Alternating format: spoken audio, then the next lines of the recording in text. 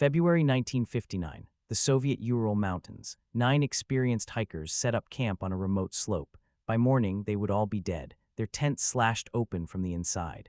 Their bodies scattered across the frozen wilderness. No survivors, no answers. January 23, 1959, 10 students from the Ural Polytechnic Institute began a skiing expedition.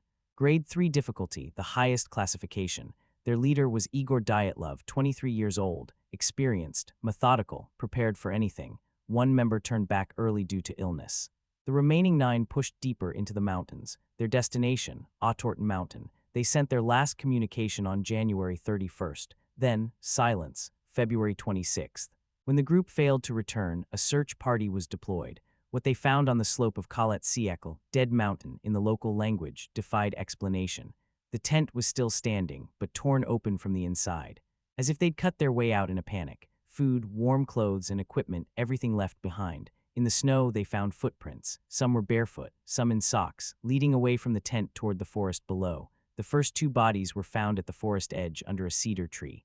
Barely clothed, no shoes, frozen. Then 3 more bodies between the tree and the tent, including Dyatlov himself, face down in the snow, but 4 were still missing. 2 months later, the final 4 bodies were discovered in a ravine, buried under 4 meters of snow. But these bodies were different, deeply disturbing. Lyudmila Dubinina's tongue and eyes were missing. Massive chest fractures, ribs broken with the force of a car crash. Alexander Zolotaryov, 6 broken ribs, major chest trauma. Nikolay Thiboksberg-Knowles, fractured skull. But here's what made investigators freeze. No external wounds, the pathologist wrote. The force required to cause these injuries would be extremely high, similar to a car accident. But there were no cars, no signs of struggle. No avalanche damage to the tent.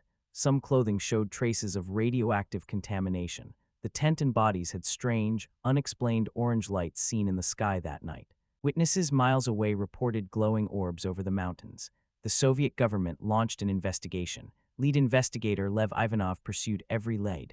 Then suddenly, orders came from Moscow. Close the case. The official conclusion, death by compelling natural force. The area was closed for 3 years. Decades later, Ivanov revealed he'd been ordered to hide evidence. He personally believed something not natural occurred that night. The case files remain partially classified to this day. Avalanche, the slope angle was too gentle. Military weapons test, no blast damage. Infrasound causing panic, possible, but the injuries, animal attack, no tracks. The mystery deepens with every theory. Why did 9 experienced hikers flee into deadly cold wearing almost nothing? What force crushed their bones without marking their skin? What happened on Dead Mountain? 66 years later, the Dyatlov Pass Incident remains one of history's most disturbing mysteries. 9 people died that night, and we still don't know why. What do you think happened? Comment below.